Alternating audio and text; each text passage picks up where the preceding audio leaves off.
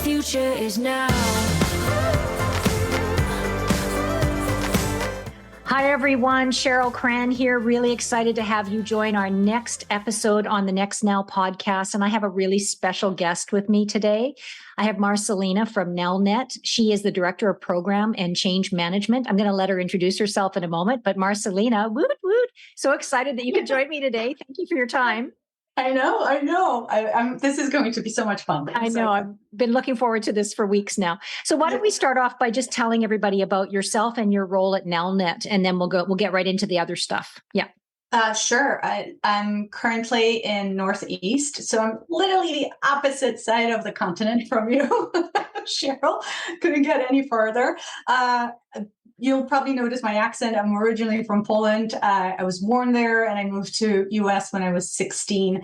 And my career kind of evolved from very creative disciplines to small business, financial companies, etc. So I kind of fell in love with project management because I was really focused on trying to figure out how to deal with various projects that were assigned to me. So then I fell in love with the project management communities, and I got my PMP and Scrum certifications.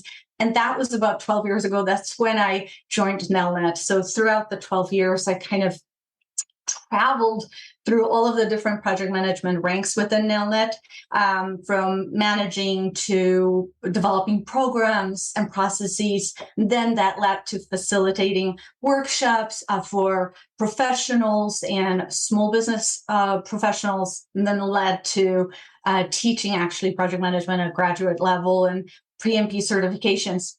And currently, as you said, I'm a director of program and change management, which is a bit of an odd role. I'm in a very dynamic, initiative-driven role right now, focused on really navigating different teams, different departments and divisions, and focusing on very complex and projects and development of process and kind of that process change within the businesses. Wonderful. And just to add on to that question, tell everybody what Nelnet does as a business, just so we're all on the same playing field, and then we'll go from there. Yeah.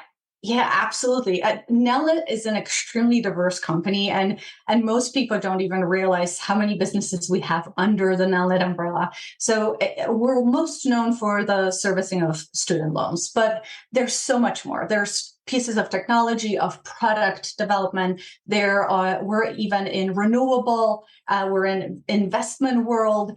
So we have several different divisions in communications, although one of our companies as well.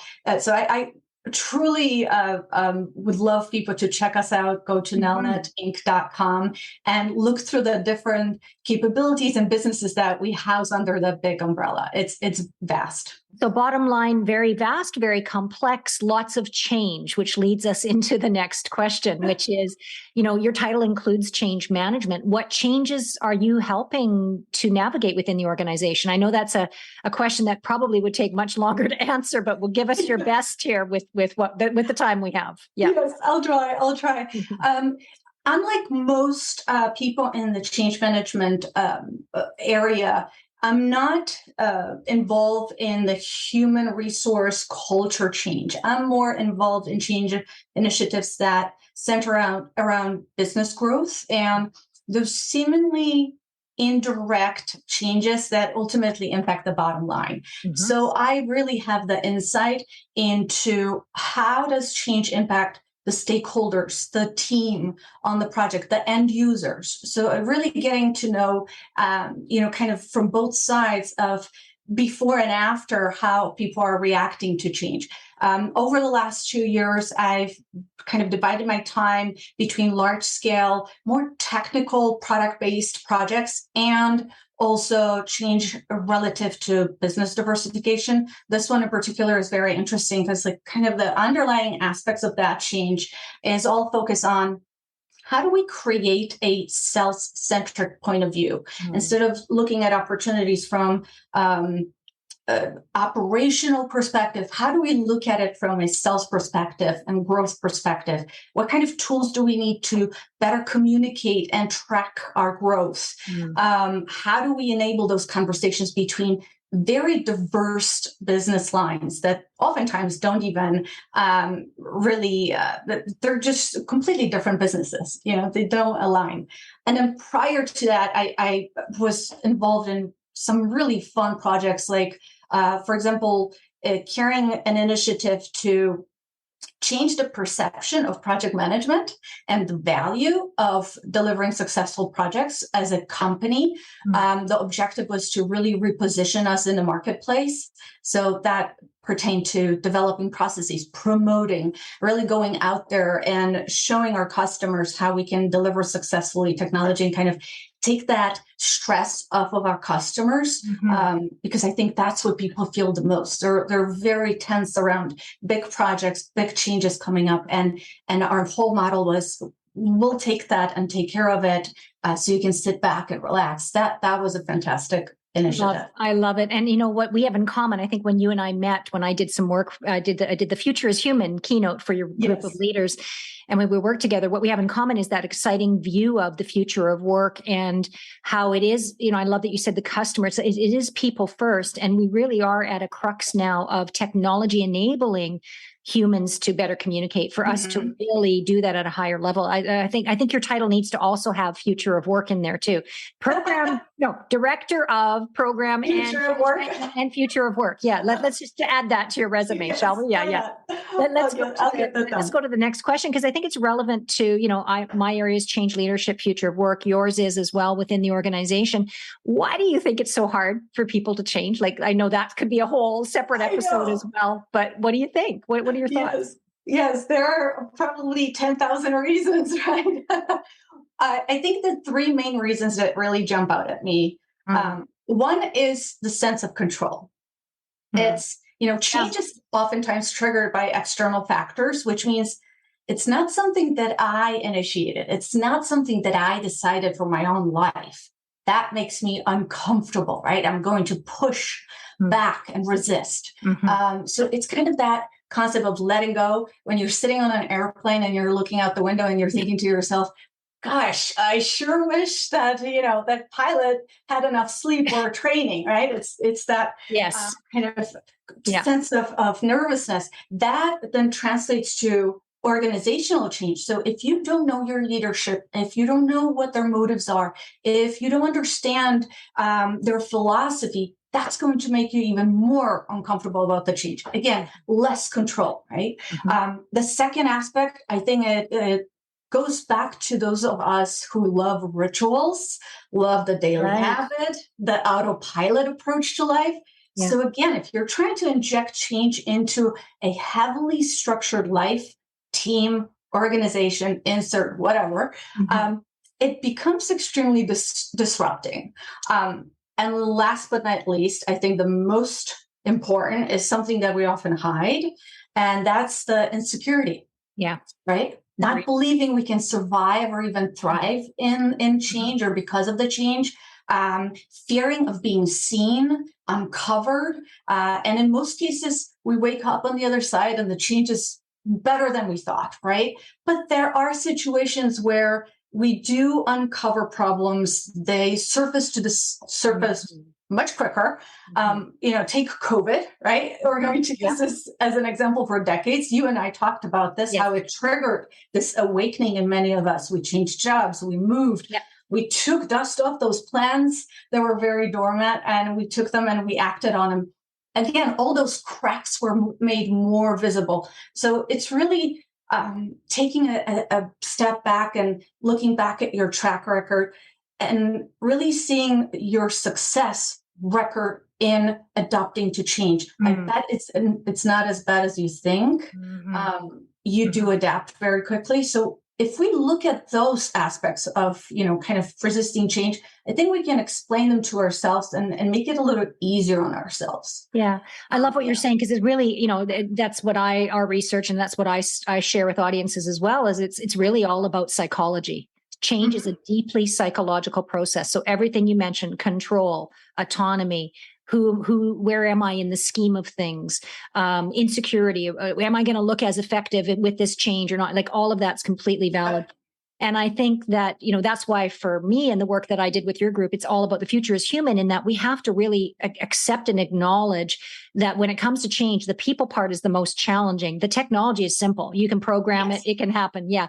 The people part. And I think, for all our listeners, Marcelina, that's really in all the work I'm doing with my clients, leaders are tired right now. They're very tired because they're navigating. And that's why I want to ask you your next question about Nelnet, because leaders are navigating this ambiguity and they have their own psychological process while trying to lead others through their psychological process, right? So, in our research, we found we're firmly in a workers' market, and workers' market means the workers are holding the cards today. We're in a market where it's a shortage of workers. It's predicted that's going to be the case for a while.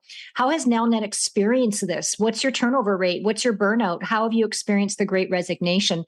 I think people like to hear from companies like yours, to hear real life stories of how are you dealing with this? Yeah. Yeah, absolutely. And I'll speak from my point of view. And I do have a unique point of view because I interact with so many teams, so many divisions.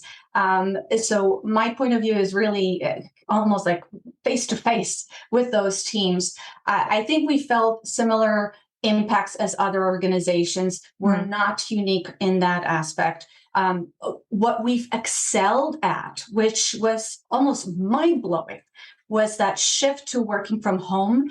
Seemingly overnight, everyone was remote. I have no idea how they did this. This was magic. And I think having really well-defined disaster recovery plans and governance plans and IT infrastructure, that was very helpful. Then the other aspect, what we've observed, and I think the biggest impact was around acquiring talent. And two things happened. On one hand, it was extremely difficult because, everyone had all these opportunities. You got to choose, through 10 different offers, right? But on the other hand, because prior to COVID, we were mainly in-person physical office, now we're remote. Now our opportunity pool opened up. Now we're looking nationally and globally. So it's it's kind of a balancing act here. The other thing that I noticed, there was some power shift between associates and management. While Nelnet was always very open, very transparent. I call it the mom and pop business, but it's a large corporation. It feels like a small business. You do hear the voice of the associates much more vividly right now. And I think for me, one of the things that helped us was kind of that employee-employer loyalty. That helped because we have a lot of tenured associates. And probably the biggest aha moment over the last 2 years has to do with the change in perception. You don't have to sit next to me to deliver value and to be effective. That, I think, for many of us within the organization was a huge aha moment. Agreed. So have you had any turnover or have you been at the whim of the Great Resignation? Has that affected your company at all? We had a turnover, but, I don't think it was as significant as other companies. Okay. Again, I think it goes back to that loyalty and we do have a large number of tenured employees and our company really takes care of us. The other thing that is great with Nelnet that we can leverage in situations like that, we truly are an ecosystem of opportunities. So many people don't realize that there are so many different companies underneath that umbrella. Most people change jobs between 3 to 5 years. Yes. You can literally be in a completely different role, different market, different technology, different product.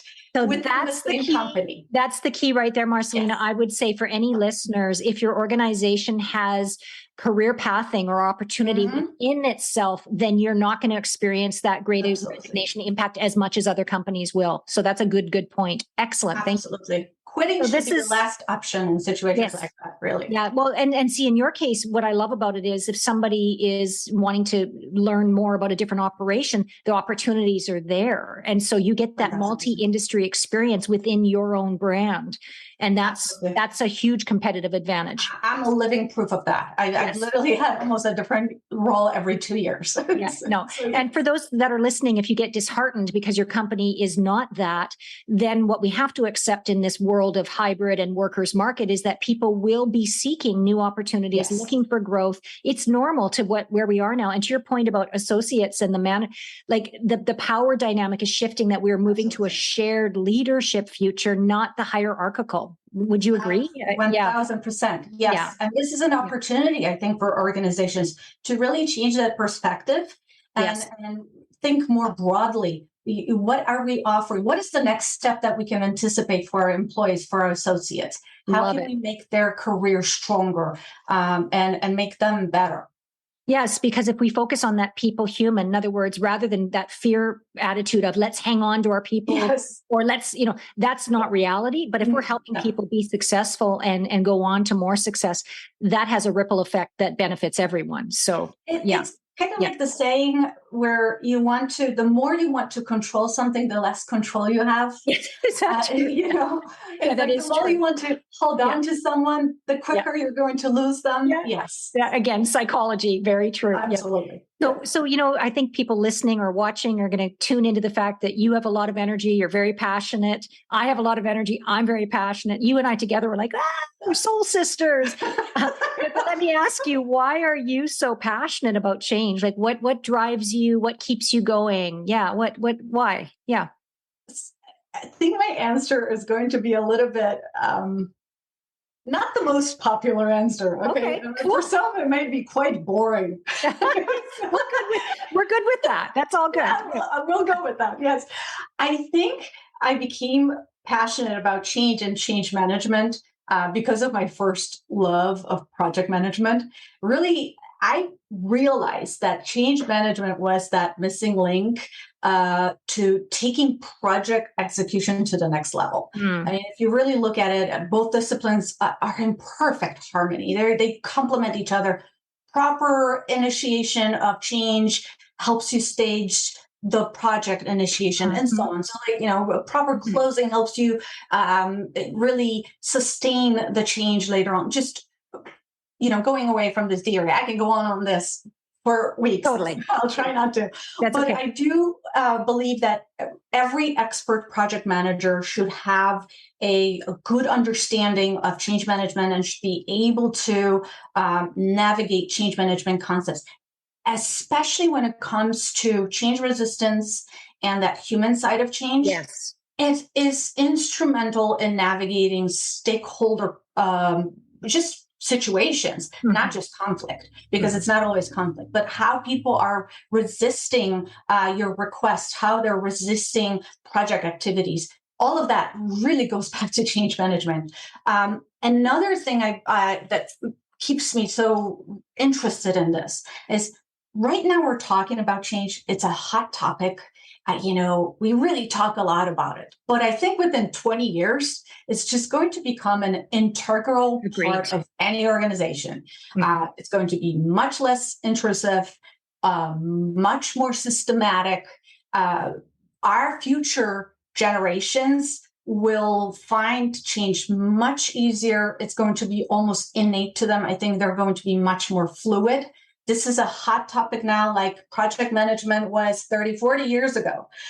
In 20 years, everyone's going to have a department in their organization that focuses on change management. I agree. I agree with you completely. And in fact, I have a client in the insurance industry right now where within the IT department, they have a role called change management. And it's exactly what you're describing. And I think what most project managers underestimate is the human equation. They really do. Like most project managers, I'm generalizing, but because they're so literally minded and they're about getting to a certain point, it's all about the metrics and the timelines and the achievements, forgetting that unless you got people on board with you, you're not going to meet those metrics anyway, right? So exactly. So I love your answer. So, just in the nature of time, what is your vision for the future of work, and where do you think, how is that going to impact Nelnet, strategically, obviously without revealing any proprietary secrets, but to the best of your ability? Yeah. What do you think the future looks like? Absolutely. And I think, a lot of my answers are personal answers. So I'm not really revealing anything that, fair enough. That planned. It's more of a personal observation. I'll start with the obvious. Hybrid workplace is here to stay. That's not going anywhere. Yay! I've been saying that too. Exactly. Yes. Not going anywhere. I think what we're going to have to really focus on, and I'm not just speaking to Nelnet, but in general, other organizations, because the hybrid workplace is here to stay, is continuing to explore that integration of my personal life with my work life, developing a healthy virtual culture. What does that look like for your company, for your organization? How do we make sure that we protect our associates from burnout? And also, how do we protect the newer, younger employees who are building their career from missing out? There was a fantastic interview with Malcolm Gladwell. I listened to it about 2-3 weeks ago, where he talked exactly on that subject of when I was younger, it was so beneficial for me to be with others in the office because I could learn from them. Well, how do we translate this into a virtual life when maybe you're not as assertive or comfortable with making connections virtually? So that's going to be big. Another big one, I think we're going to notice that smaller companies, newer, younger, more fluid and nimble organizations will come up with clever ways to create very unique benefits.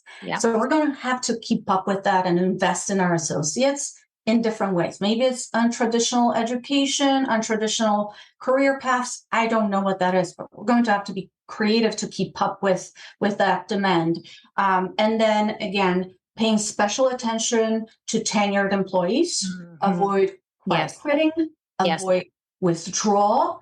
I think that's the group that will be the most impacted by work environment changes. That change will be most vivid to them because newer employees, they're just going to grow into it, fall into it. The tenured ones will really see the differences and it's going to be impactful. And last but not least, I definitely want to stress and underline the importance of leadership and management. You've mentioned that leaders are so exhausted, but unfortunately, the next several years, guess what? Roll up your sleeves because this is the time you have to be really engaged with your organization more than ever. This is the time where you really have to focus on delivery of communication. How are you approaching change? How are you fostering and really championing it? Also, really looking into models and that theory, adopting change management as a discipline. Similar to investing in culture, which I think all organizations are, and everyone's talking about culture and DEI. I agree. Those are huge, great topics to discuss. But alongside of those, we need to invest in proper change management. It really does make a difference. Well, ironically, DEI and change go together. Absolutely. If you're going to increase, cultural diversity, gender diversity, that's change. And there's dialogue around that change. And so, right on, Marcelina. We could talk for hours. Anybody could get that. But I really enjoyed having you spend your time. Thank you for making the time to talk with me and with our listeners. And for everyone listening, you can watch on LinkedIn. I'll be posting the interview there. Also on Buzzsprout, on the Next Now podcast, and then also on our YouTube channel, Cheryl Cran. And I'll be linking to Marcelina when I do the LinkedIn post, so you'll be able to connect with her there if you want to. So, Marcelina, thank you for your time and energy and for your insight. It was a lot of fun. Thank you very much. Take care. I'll see you, Cheryl. Bye.